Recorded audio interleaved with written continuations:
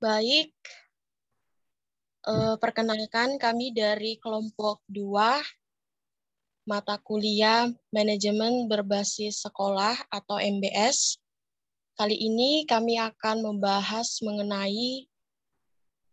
menganalisis mengenai manajemen sarana dan prasarana di sekolah. Saya sebagai moderator sekaligus pemateri pertama dan beranggotakan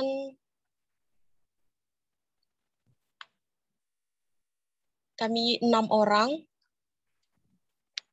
Yang pertama ada saya sendiri, Evelyn Febrianti, ada Ahmad Fikrianto, Rizkila, Siti Rahmawati, Rina Rusaini, dan Andi Muhammad Reza.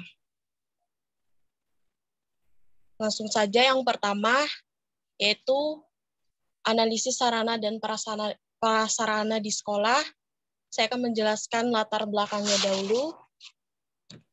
Jadi, kami membahas ini sesuai dari isi makalah kami, tertera dan tertulis bahwa di dalam peraturan pemerintah nomor 19 tahun 2005 tentang Standar Nasional Pendidikan, menyangkut standar sarana dan prasarana pendidikan secara nasional itu terdapat di bab 7 pasal 42, yaitu setiap satuan pendidikan itu wajib memiliki sarana seperti perabot, peralatan pendidikan, dan sebagainya. Kemudian ada yang kedua, itu setiap satuan pendidikan itu wajib memiliki prasarana meliputi lahan, usaha, dan sebagainya. Namun, mengapa kami membahas analisis sarana dan prasarana di sekolah?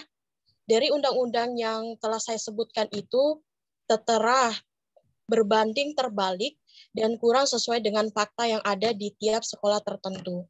Selanjutnya akan dilanjutkan pemateri kedua. Silakan. Oke, terima kasih Saudari Evelyn. Oke, kita akan membahas 5 poin ini pada materi saat ini. Yang pertama adalah pengertian sarana dan prasarana, ruang lingkup sarana dan prasarana, faktor kurangnya sarana dan prasarana, dampak yang timbul, serta peran guru manajemen sarana dan prasarana. Yang kemudian akan dijelaskan secara tuntas oleh pemateri-pemateri yang sudah hadir di Zoom saat ini. Oke, next.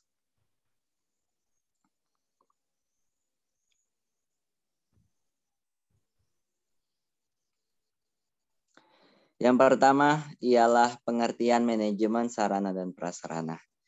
Manajemen berasal dari bahasa Latin, yaitu bahasa Latin artinya itu manus, berarti tangan, dan agree berarti melakukan. Itu ya teman-teman, ada 4 yang kemudian akan saya ulas pada saat ini. Itu yang pertama dari Terry dalam kutipan Hermina 2014.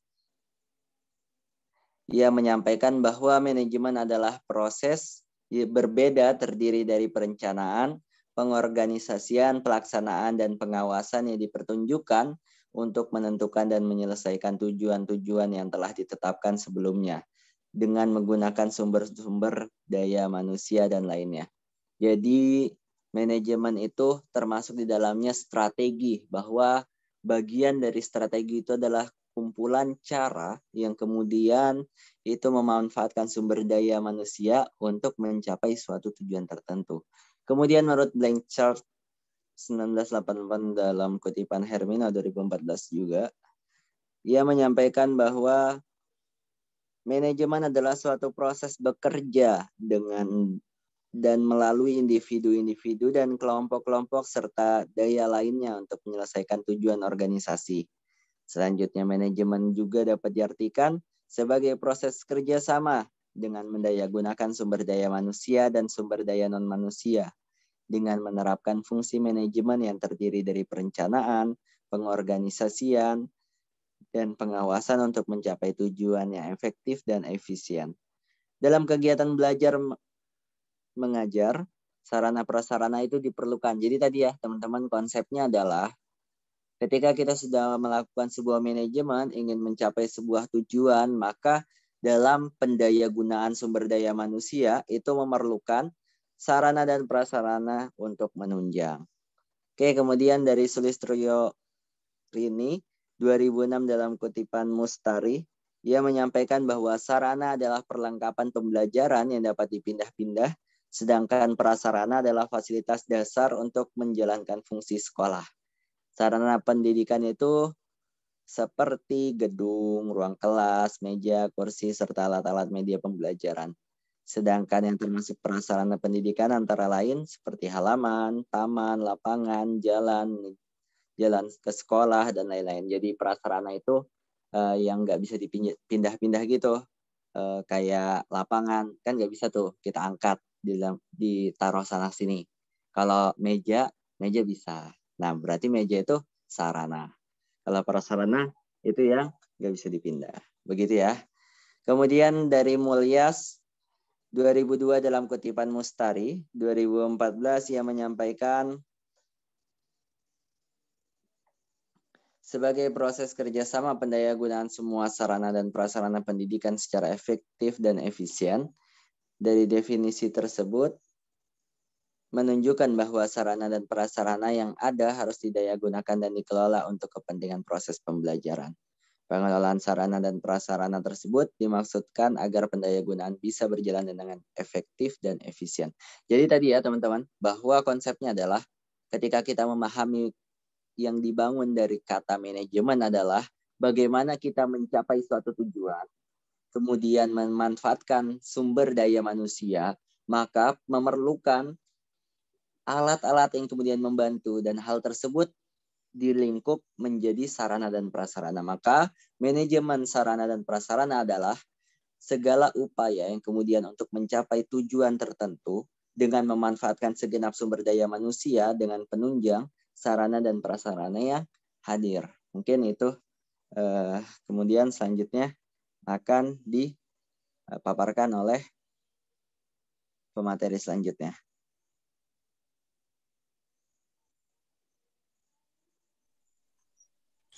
Ya, baik. Terima kasih. Nah, di sini saya akan melanjutkan presentasinya. Di sini saya menjelaskan tentang ruang lingkup manajemen sarana dan prasarana. Di mana di sini ada 5 bagian. Yang pertama ada perencanaan, yang kedua ada pengadaan, yang ketiga ada penginventarisasian, yang keempat ada pemeliharaan, dan yang kelima ada penghapusan. Nah, saya akan menjelaskan yang pertama dulu, yaitu perencanaan, di mana perencanaan sarana dan prasarana pendidikan merupakan suatu proses analisis dan penetapan kebutuhan yang diperlukan dalam proses pembelajaran. Nah, perencanaan ini juga dapat dilakukan oleh kepala sekolah, guru kelas, dan guru-guru bidang studi, dan dibantu oleh staf sarana dan prasarana. Dalam kegiatan perencanaan ada beberapa prosedur. Yang pertama, mengadakan analisis materi, alat, atau media yang dibutuhkan. Kemudian yang kedua, seleksi terhadap alat yang masih dapat dimanfaatkan. Yang ketiga, mencari atau menetapkan dana. Dan yang keempat, menunjuk seseorang yang akan diserahkan untuk mengadakan alat dengan pertimbangan keahlian dan kejuruan. Kemudian yang kedua ada pengadaan, di mana pengadaan adalah proses kegiatan mengadakan sarana dan prasarana yang dapat dilakukan dengan cara-cara membeli, menyumbang, hibah, dan lain-lain. Pengadaan sarana dan prasarana dapat berbentuk pengadaan buku, alat, perabot, dan bangunan. Sistem pengadaan sarana dan prasarana sekolah dapat dilakukan dengan berbagai cara. Di antaranya ada dropping dari pemerintah. Hal ini merupakan bantuan yang diberikan pemerintah kepada sekolah. Bantuan ini sifatnya terbatas, sehingga pengelola sarana dan prasarana pendidikan di sekolah tetap harus mengusahakan dengan cara lain. Kemudian ada pengadaan sarana dan prasarana sekolah dengan cara membeli, baik secara langsung maupun melalui pemesanan terlebih dahulu. Kemudian ada meminta sumbangan wali murid atau mengajukan proposal bantuan pengadaan sarana dan prasarana sekolah ke lembaga sosial yang tidak mengikat. Kemudian ada pengadaan perlengkapan dengan cara menyewa atau meminjam. Dan yang terakhir ada pengadaan perlengkapan sekolah dengan cara tukar-menukar barang yang dimiliki dengan barang lain yang dibutuhkan sekolah. Kemudian yang ketiga, penginventarisasian. Di mana penginventarisasian adalah kegiatan melaksanaan penggunaan, penyelenggaraan, pengaturan, dan pencatatan barang-barang, menyusun daftar barang yang menjadi milik sekolah ke dalam daftar inventaris. Tujuannya adalah untuk menjaga dan menciptakan tertib administrasi barang milik negara yang dipunyai oleh suatu organisasi. Kegiatan inventarisasi sarana dan prasarana pendidikan di sekolah meliputi yang pertama ada pencatatan sarana dan prasarana sekolah dapat dilakukan dalam buku penerimaan barang, buku bukan inventaris, buku stok barang. Kemudian yang kedua ada pembuatan kode khusus untuk perlengkapan yang tergolong barang inventaris. Caranya dengan membuat kode barang dan menempelkannya atau menuliskannya pada badan barang. Perlengkapan yang tergolong sebagai barang inventaris. Di mana tujuannya adalah untuk memudahkan semua pihak dalam mengenal kembali semua perlengkapan pendidikan di sekolah, baik ditinjau dari kepemilikan, penanggung jawab, maupun jenis golongannya. Nah, biasanya kode barang itu berbentuk angka atau numerik yang menunjukkan departemen, lokasi sekolah, dan barang. Kemudian yang terakhir ada semua perlengkapan pendidikan di sekolah yang tergolong barang inventaris harus dilaporkan. Laporan tersebut sering disebut dengan istilah laporan mutasi barang. Pelaporan dilakukan dalam periode tertentu, sekali dalam 1 triwulan, atau dalam 1 tahun ajaran. Misalnya, pelaporan dapat dilakukan pada bulan Juli, Oktober, Januari, dan April tahun berikutnya. Kemudian ada 4, pemeliharaan, di mana pemeliharaan adalah kegiatan merawat, memelihara, dan menyimpan barang-barang sesuai dengan bentuk-bentuk maupun jenis barangnya, sehingga barang tersebut awet dan tahan lama. Program perawatan ini dapat ditempuh melalui langkah-langkah, yaitu yang pertama, membentuk tim pelaksana perawatan preventif di sekolah. Yang kedua, membuat daftar sarana dan prasarana, termasuk seluruh perawatan yang ada di sekolah. Yang ketiga, menyiapkan jadwal tahunan kegiatan perawatan untuk setiap perawatan dan fasilitas sekolah. Kemudian yang keempat, menyiapkan lembar evaluasi untuk menilai hasil kerja perawatan pada masing-masing sekolah. Dan yang kelima, memberi penghargaan bagi mereka yang berhasil meningkatkan kinerja peralatan sekolah dalam rangka meningkatkan kesadaran dalam merawat sarana dan prasarana sekolah. Nah, kemudian yang kelima, atau yang terakhir, ada penghapusan, di mana penghapusan sarana dan prasarana pendidikan adalah kegiatan meniadakan barang-barang milik lembaga atau bisa juga milik negara dari daftar inventaris dengan cara berdasarkan perundang-undangan yang berlaku. Sebagai salah satu aktivitas dalam manajemen sarana dan prasarana pendidikan, penghapusan bertujuan untuk yang pertama, mencegah dan membatasi kerugian yang lebih besar sebagai akibat pengeluaran dana untuk perbaikan perlengkapan yang rusak. Kemudian yang kedua, mencegah terjadinya pemborosan biaya pengamanan yang tidak berguna lagi. Dan yang ketiga, membebaskan lembaga dari tanggung jawab pemeliharaan dan pengamanan. Dan yang terakhir, meringankan beban inventaris. Oke. Selanjutnya akan dipaparkan oleh materi selanjutnya. Selanjutnya, saya akan menjelaskan faktor-faktor yang mempengaruhi kurangnya sarana dan prasarana pendidikan. Ada beberapa faktor yang mempengaruhi pengadaan sarana dan prasarana yang ada di sekolah, yaitu yang pertama, pembelian sarana dan prasarana yang kurang mendapatkan perhatian dari pihak sekolah, sehingga mengakibatkan proses belajar mengajar menjadi terhambat. Yang kedua, keadaan ekonomi sekolah yang lemah mengakibatkan sulit untuk membeli sarana dan prasarana yang sangat dibutuhkan sekolah. Sementara bidang pendidikan lain juga membutuhkan dana dalam pelaksanaan belajar mengajar.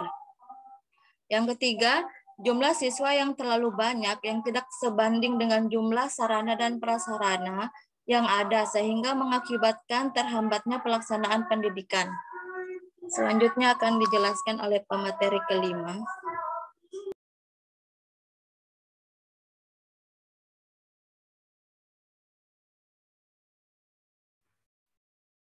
Ya, selanjutnya saya akan menjelaskan tentang dampak yang timbul dari kurangnya sarana dan prasarana.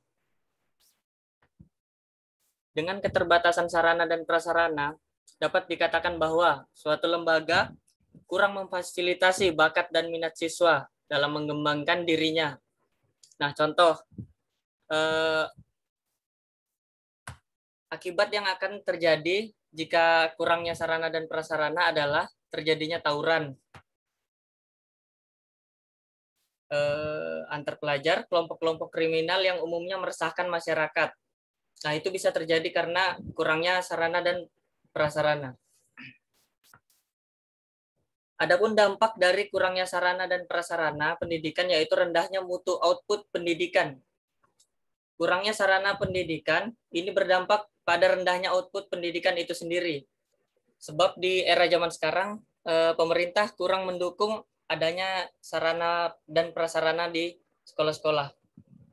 Jadi masih banyak sekolah yang masih kurang sarana dan prasarananya, kurang memadai. Dan pemerintah sekarang kurang mendukung dan cenderung membiarkan fasilitas yang ada rusak seperti laboratorium, ketidakadaan fasilitas penunjang pendidikan lainnya menyebabkan gagalnya sosialisasi pendidikan berbasis teknologi. Kerusakan sekolah ini merupakan masalah klasik yang cenderung dibiarkan berlarut-larut dan celakanya lagi, hal ini hanya sekedar menjadi permainan politik saja. Ya, cukup sekian materi dari saya. Selanjutnya akan dilanjutkan oleh pemateri berikutnya.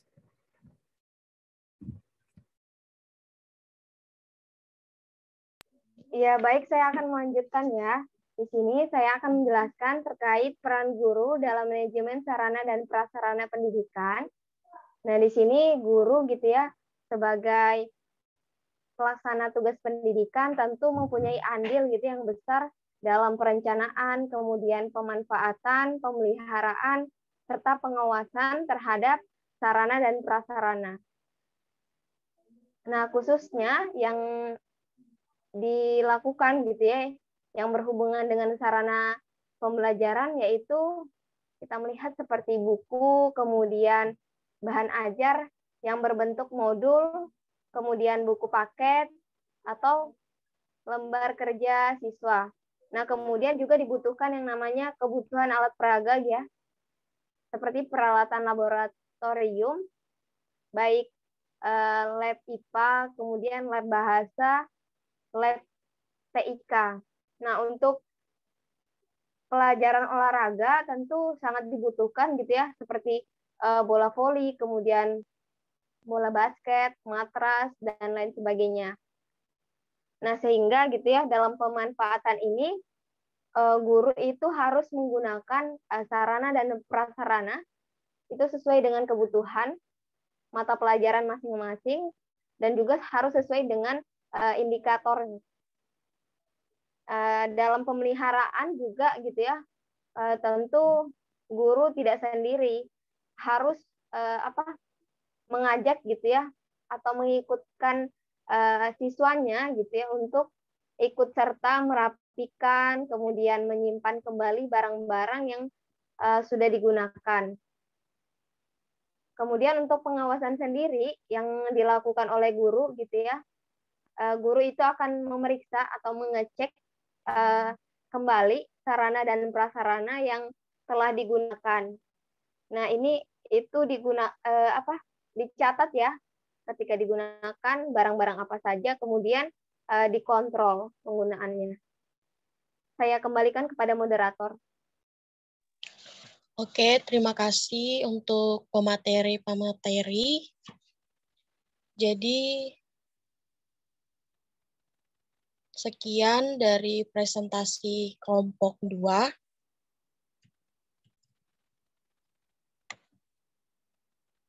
Saya akan menyimpulkannya.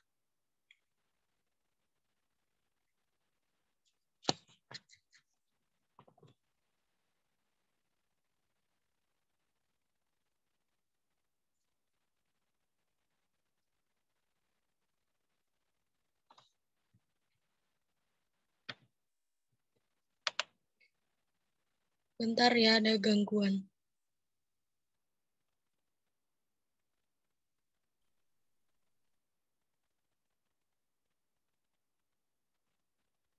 Kedengaran kah suaraku?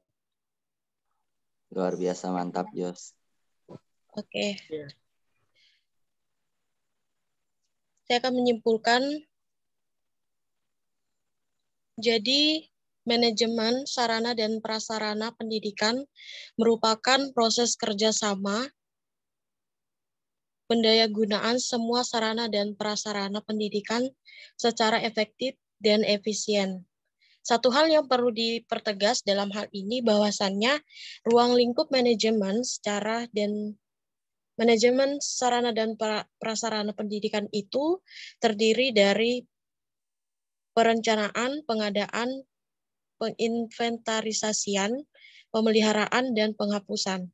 Dengan semua kegiatan ini, maka diharapkan perawatan terhadap sarana dan prasarana dapat berjalan sebagaimana mestinya sehingga bisa dapat meminimalisir biaya. Nah, dalam usaha pemerataan pendidikan diperlukan pengawasan yang serius oleh pemerintah. Khususnya, pengawasan tidak hanya dalam bidang anggaran pendidikan, tetapi juga dalam bidang mutu, sarana, dan prasarana pendidikan. Jadi para sarana dan prasarana pendidikan ini sangatlah bermanfaat dan berperan penting untuk menunjang kelancaran proses pendidikan, karena meskipun kegiatan belajar mengajar sudah baik, namun tidak didukung dengan alat-alat atau sarana dan prasarana pendidikan, maka hasil yang dicapai tidak akan sempurna yang diharapkan. Jadi, demikian presentasi dari kelompok 2. Semoga bisa bermanfaat untuk kita semua sebagai calon guru, gitu ya.